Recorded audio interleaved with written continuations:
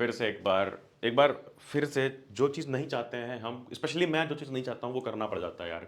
हम नहीं चाहते कि बार बार सीबीएसई कुछ ऐसी हरकत करे या एजुकेशन सिस्टम में कुछ ऐसा हो कि बार बार आवाज़ उठानी पड़े, बट बार बार आवाज़ उठानी पड़ती है क्योंकि लोग ऐसा करते हैं। सीबीएसई तो खासकर इतने एक्सपेरिमेंट्स कर रही है कि एक बार फिर से जो इन्होंने 2 बोर्ड एग्जाम वाला सिस्टम लाया था, ठीक है बच्चों ने 2 बोर्ड एग्जाम्स दिए, क्यों लाया था कि बच्चों का भला हो सके।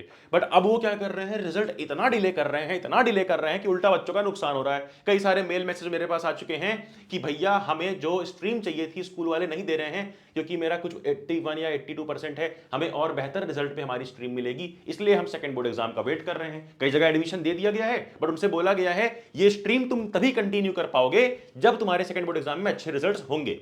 कई जगह पर स्ट्रीम के अलावा भी अलग अलग प्रॉब्लम ला करके स्कूल वाले दे रहे हैं।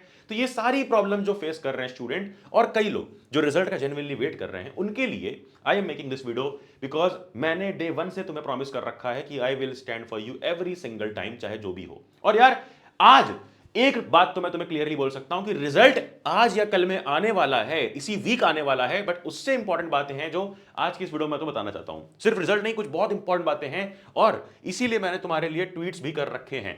तुम जाओगे तो ट्विटर पे मैंने ट्वीट भी कर रखा है सेकंड बोर्ड एग्जाम के लिए। इनफैक्ट सिर्फ सेकंड बोर्ड एग्जाम्स नहीं, मैंने कई सारे और मैटर पर भी ट्वीट कर रखा है। जब तुम ये आईडी देखोगे तो तुम्हें मालूम पड़ेगा यार कि कई सारे इश्यूज इस कंट्री में चल रहे हैं जिसके खिलाफ तुम मुझे चाहे एंटी नेशनल बोल लो, जैसे बाकी लोग बोल रहे होते हैं, तुम बोल लो, बट मैं तो आवाज़ उठाऊंगा।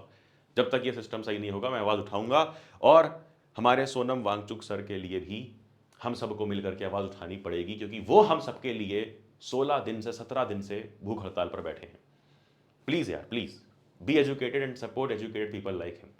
Coming back to the topic, अगर हम स्टिक करें अपने ये सेकंड बोर्ड एग्जाम वाली चीज पे, तो ऑब्वियसली तुम्हें पता है फेज 2 का एग्जाम हुआ था, यानी सेकंड एग्जाम मई 15 से मई 21 के बीच।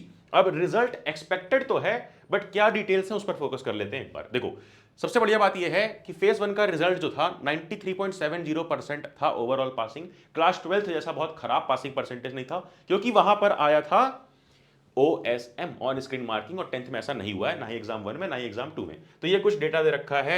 ऑब्वियसली गर्ल्स का पास रेशियो इस बार फिर से बॉयज से अच्छा है, थोड़ा पढ़ लो लड़कों, थोड़ा पढ़ भी लिया करो। फिलहाल यार अगर हम वापस आए, जो सबसे इंपॉर्टेंट चीज तुम्हें जाननी है कि तुम्हारा रिपोर्ट कार्ड कैसा दिखेगा वो क्लियर हो चुका है और इसीलिए मैं इस वीडियो में तुम्हें ये क्लैरिटी देना चाहता हूं।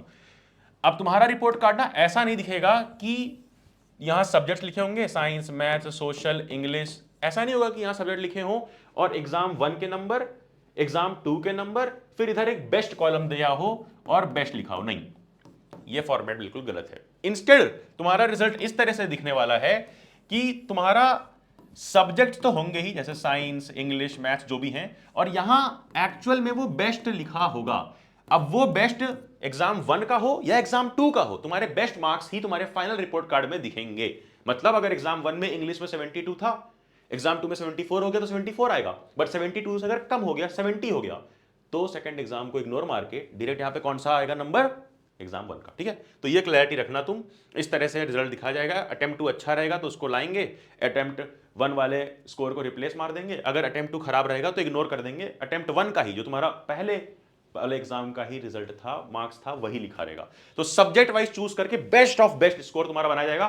तो स्कोर की चिंता मत करो यार, वो तुम्हारा बेस्ट स्कोर ही रहेगा एंड इसके बाद कोई भी रीवैल्यूएशन एक्सपेक्टेड नहीं है। ये सबसे इंपॉर्टेंट बात है। अब अगर बात कर लें कि भैया जब रिजल्ट आएगा तो हमें रिजल्ट कहां मिलेगा, ऑब्वियसली यू नो कि तुम्हें जाना है cbscresults.nic.in पे। उसके बाद 2026 का रिजल्ट दिखेगा सेकंड बोर्ड एग्जाम करके, एंड देन लॉगिन क्रेडेंशियल्स अपने डालने हैं, सबमिट करना है, मार्कशीट दिखेगी, प्रिंट करना है। बट एक बात याद रखना कि ये तुम्हारा रिजल्ट रहेगा। फाइनल मार्कशीट जो होती है वो तुम्हें ऑब्वियसली स्कूल से मिलती है, और अगर तुम्हारी साइट ना चले तो कई और ऑप्शन हैं। ये 2 साइट है, उसके अलावा उमंग ऐप है, डिजी लॉकर है, SMS और IVRS भी है।